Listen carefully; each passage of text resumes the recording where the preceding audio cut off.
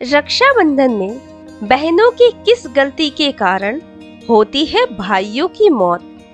कैलाश पर्वत के शांत और दिव्य वातावरण में भगवान शिव बैठे थे और हिमालय की ऊंची चोटियों और बर्फीली हवाओं का स्पर्श उन्हें और अधिक दिव्य बना रहा था। भगवान भोलेनाथ और माता पार्वती आपस में वार्तालाप कर रहे थे। भगवान भोलेनाथ माता पार्वती को पृथ्वी लोक से जुड़ी कुछ महिमा सुना रहे थे।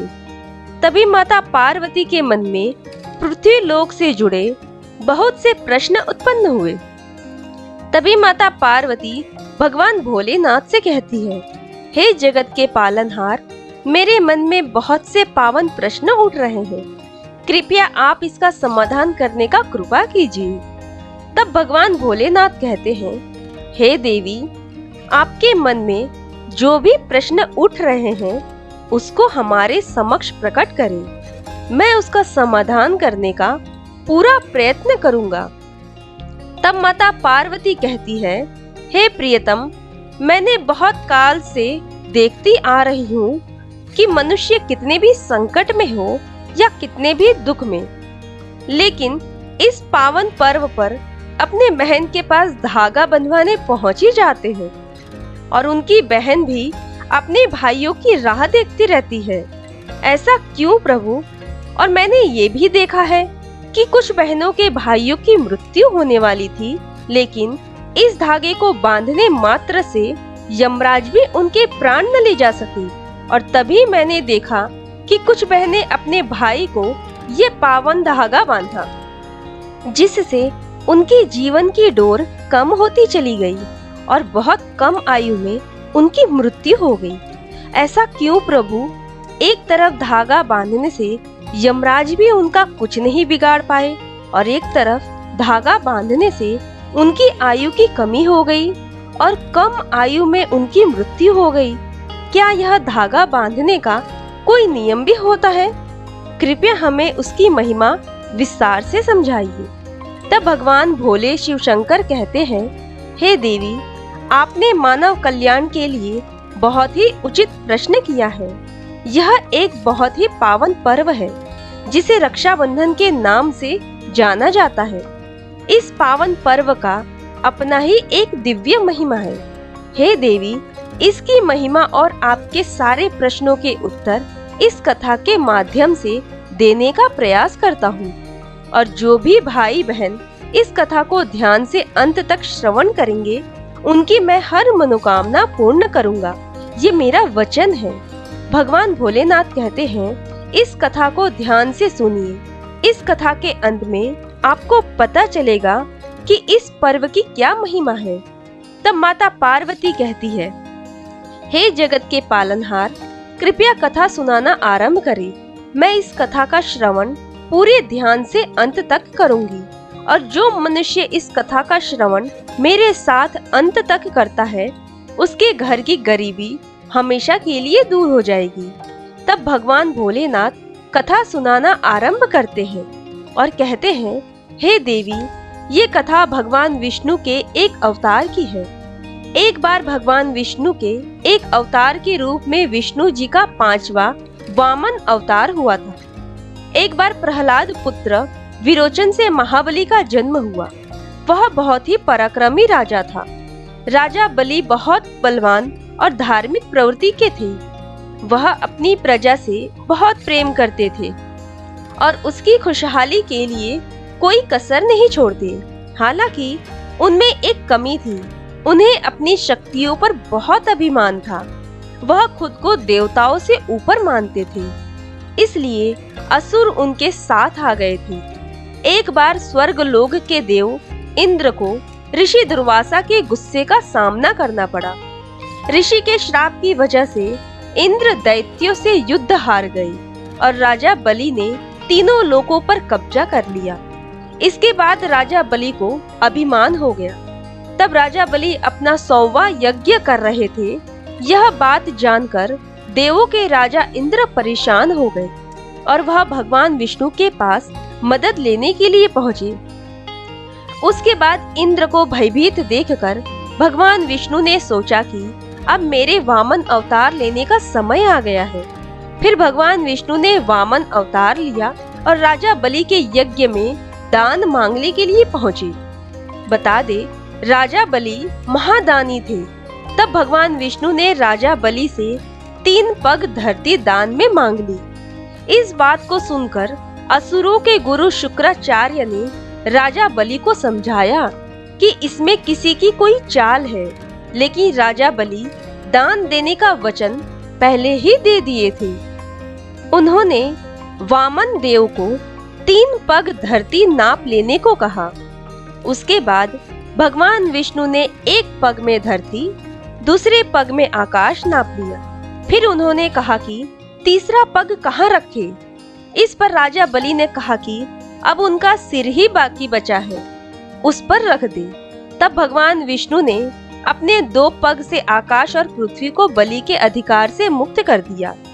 यह देखकर राजा इंद्र बेहद प्रसन्न हुए और उनकी समस्याएं खत्म हो गई। राजा बलि के दानशीलता और वचन प्रबद्धता से भगवान विष्णु बहुत प्रसन्न हुए और उन्होंने बलि को पाताल लोक का राजा बना दिया और राजा बलि को वर मांगने को भी कहा।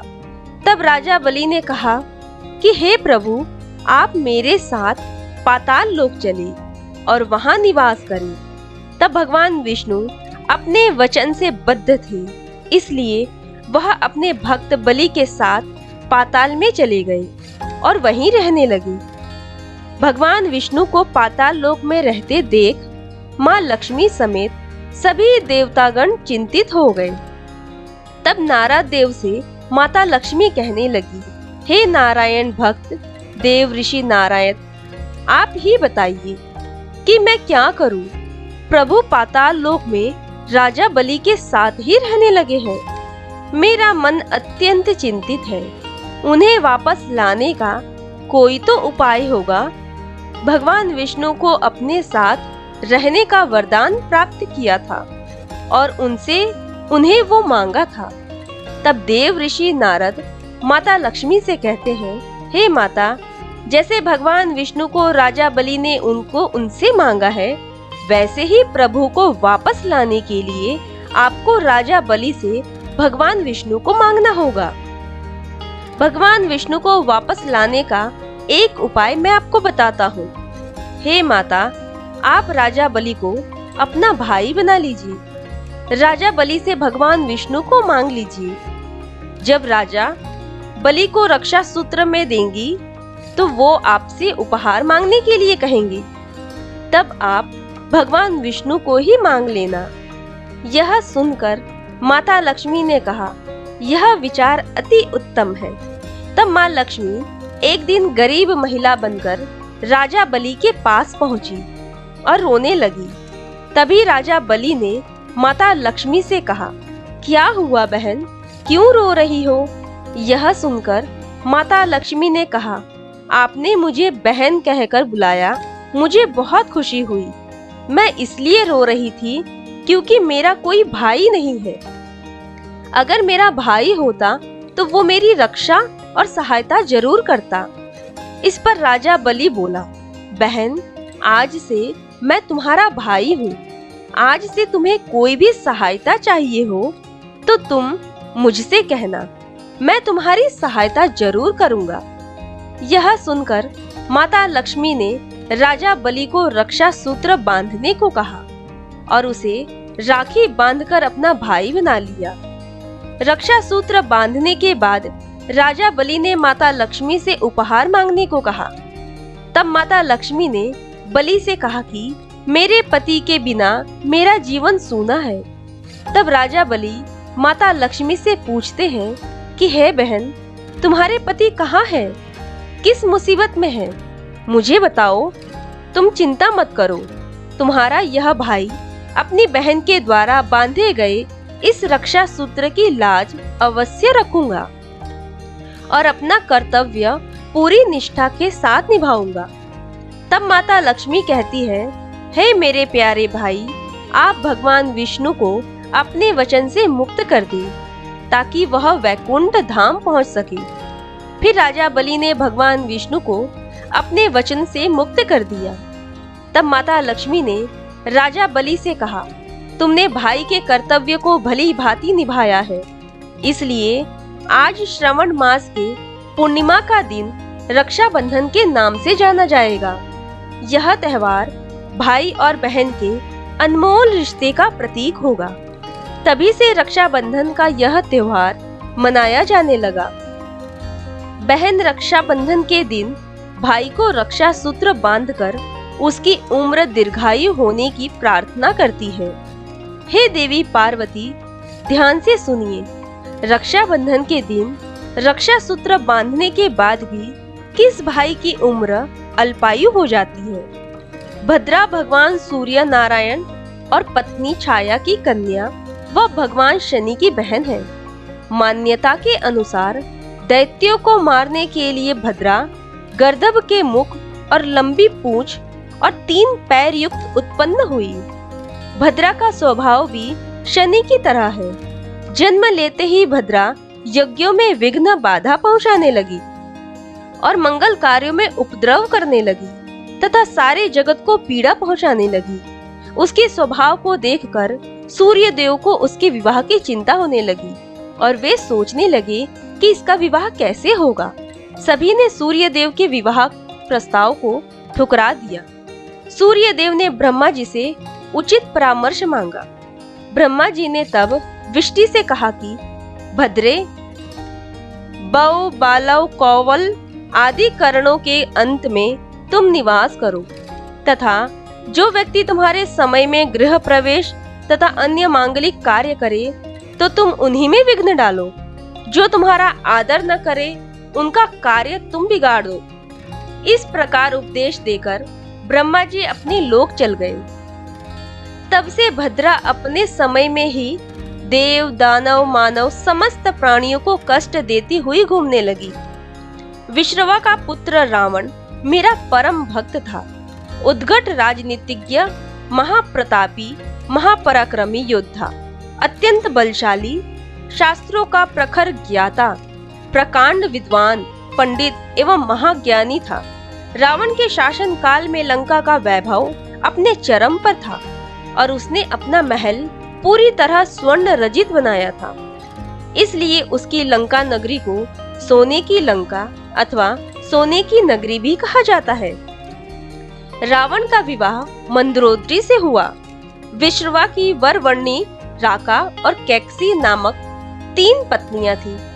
वरवर्णिनी से कुबेर को जन्म के बाद कैकसी से रावण, कुंभकर्ण और विभीषण पैदा हुए तथा कैकसी से एक अन्य कन्या का भी जन्म हुआ जिसका नाम शूर्पणखा था तथा राका से अहिरावण और महिरावण नामक जुड़वा पुत्रों का जन्म हुआ। रावण की बहन शूर्पणखा अपने भाई रावण का सर्वनाश चाहती थी। इसके पीछे एक बहुत बड़ा कारण था। शूर्पणखा के पति का वध खुद उसका भाई रावण ने किया था। शूर्पणखा के पति का नाम विद्युतजीव्य था। वह कालकेय नाम के राजा का सेनापति था। जब रावण विश्व विजय पर निकला तो कालकेय से उसका युद्ध हुआ। इस युद्ध के दौरान उनका सामना शूर्पणखा के पति से भी हुआ था। युद्ध में रावण ने विद्युतजीव्य का भी वध कर दिया। तब शूर्पणखा ने मन में निश्चय कर लिया कि मेरे कारण ही तेरा सर्वनाश होगा। रावण की बहन शूर्पणखा ने भद्रा काल में भाई रावण को राखी बांधी थी जो कि उसके विनाश का कारण बना। इसी के बाद से एक एक करके रावण सहित उसके पूरे कुल का नाश हो गया। वहीं यह भी माना जाता है कि भाई को हर बुरी नजर से बचाने के लिए और उनकी दीर्घायु के लिए भूल कर भी भद्रा में राखी न बांधे। जो बहन भद्रा काल में अपने भाई को रक्षा सूत्र बांधती है उसके भाई की अल्पायु हो जाता है और उसकी मृत्यु जल्दी हो जाती है। भगवान भोलेनाथ ने माता पार्वती से कहा, अब आपके सारे प्रश्न का उत्तर आपको मिल गया होगा कि किस भाई की उम्र दीर्घायु होती है और किस भाई की उम्र अल्पायु होती है।